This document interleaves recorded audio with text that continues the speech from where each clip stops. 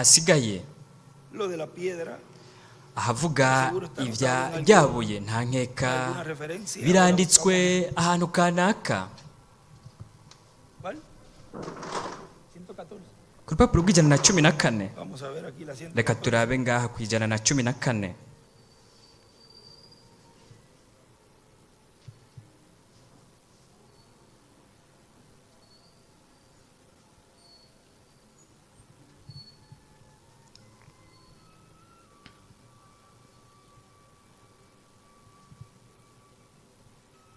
Esa misma es.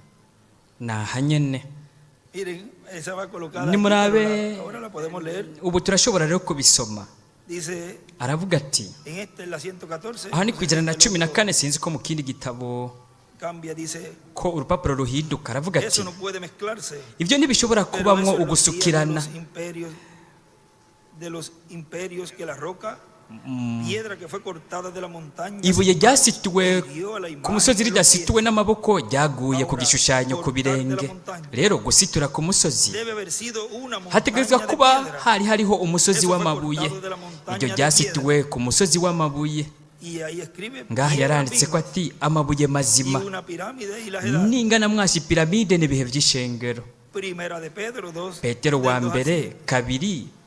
kabiri kugeza kuri indwi hari aha nyene viva. amabuye mazima. ¿Dónde están esas piedras vivas? Mbega ayo mabuye mazima ari hehe? Turi ngaha. Inclinamos nuestros Reka rostros. twunamike imitwe yacu dusenge. Nuestro creador de los cielos. Data wacu umuremyi w'amajuru n'isi, Vengo a ti, Señor, nje kuri wewe y mwami, vengo ante tu nje presencia imbere y'ukugaragara kwawe, con todos los hermanos nzanye bene data bose ihanga ryawe ryose, de todos los países bo mu bihugu y de byose este lugar, no muri iki kibanza, todos los que corresponden a esta dispensación. abo del reino. bose bo muri iki kiringo cy'ubwami. Dios de la gloria, Mana y'ubwiza, nos mires en esta ocasión, Señor, utwitegereze muri uyu mwanya mwami, uturabe de esos binoculares, biciye muri ya majimere y'amaso yawe abiri, los cuales, Señor, son ariyo los ministerios de Moisés ari y de ubukozi ti, bwa Señor. Mose na Eliya Y mwami, mira cada corazón, kandi Padre. urabe buri mutima data Y, Señor,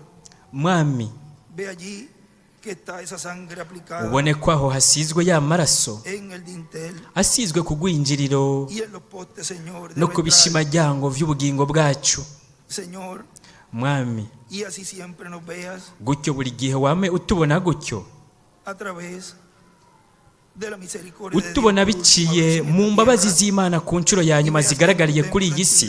Ubone ko mu ngoro yawe, mu ishengero ryawe, kwayo maraso hasizwe Señal, nk'ikimenyetso Señor, mwami, y así seamos siempre justificados. gutyo buri gihe tube dutsindanishirijwe imbere y'ukugaragara kwawe.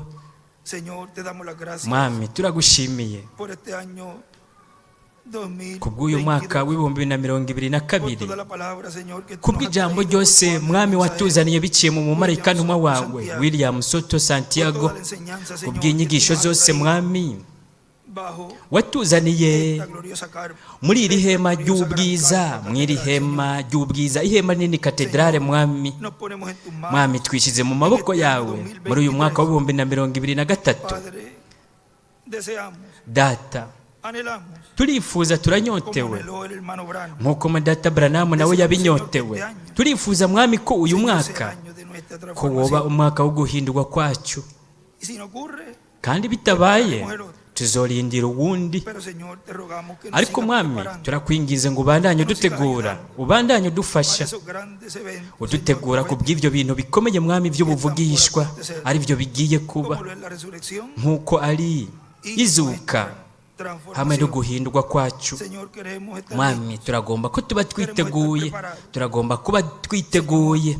manifiéstate Mwami, niwigaragaze mu buryo bukomeye hagati mu ishengero ryawe. Kandi Data, que el pueblo hebreo ihanga ry'Abaheburayo 144 te vean manifestado en tu bakubone iglesia, ugaragariye mu ishengero ryawe hagati mu y mugeni, sean sellados baheze bashyirweko ikimenyetso mwami, imbere y'uko ibihano vy'Imana bigwa kuri uyu mubumbe w'isi. Sabemos, Señor, que eso Mwami, ocurra turazi ko ibyo bizoba antes de comenzar la gran imbere y'uko tribulación. hatangura akababaro gakomeye. Rogamos que hacia ellos Turakwinginze también ngo nabo nyene pronto wewe te tiendas ubashikeko bashyirweko ikimenyetso, basigweko ikimenyetso na marayika.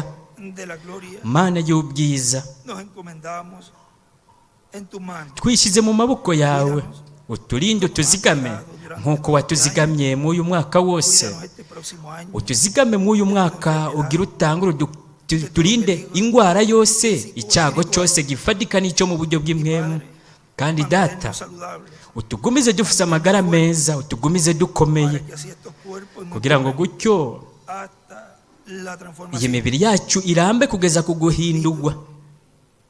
Por nuestro hermano Miguel Bermúdez, Ndasabiye mwene data Miguel Bermúdez Marine, por todos los ministros, abakozi b'Imana bose, bene data bose, nanjye nyine ndisabiye. gracias Señor, Urakoze mwami, porque yo sé kuko que tú siempre ndazi ko wowe buri gihe wamunyumva. en tu nombre eterno y Mu izina glorioso, ryawe rihoraho ry'ubwiza, Padre celestial, o data wo mu ijuru, como hijo de David, byahishuwe nk'umwana wa Dawidi, William, umwami w'abami n'uganza baganza. Amen y amén. kandi amen. ¿Cuántos están agradecidos a Ni Dios? bangahe bashimiye Imana? Todos estamos Twese muy agradecidos a Él, turayishimiye cyane lo que nos ha dado este año. kubw'ibyo yaduhaye muri uwo mwaka. Kandi Poquitas horas, harasigaye n'amasaha makeya, 24 horas. amasaha ari munsi ya 28 kugira ngo Este año 2000, harangire uwo mwaka w'ibihumbi 2022, kandi que comencemos el año 2023 dutangure umwaka w'ibihumbi 2023 dufise inguvu, dufise ishaka, dufise el avión umwete, que dufise Dios nos está trayendo ikanguro Imana iriko iratuzanira muri iki desde gihe. este lugar, Irizana rivuye muri iki kibanza, rivuye mu kibanza que iba a estar siendo aho impactado yavuze ko hari kuzoba hariko harakogwa ko umugeni, hakogwa ko inkumi z'ibijuju, n'isi nayo ikogwa ko n'ihanga ry'Abaheburayo. Imana su palabra. iriko irashitsa ijambo ryayo. Dios les bendiga, Dios les Imana guarde. ibahezagire, Imana ibarinde bazigame, mubandanye mugira umunsi Feliz w'umunezero. y reitero, Kandi nongeye gusubiramwo, feliz y próspero año. mugira umwaka mushasha mwiza w'iterambere w'ibihumbi 2023. Imana ibahezagire kandi ibarinde bazigame mwese.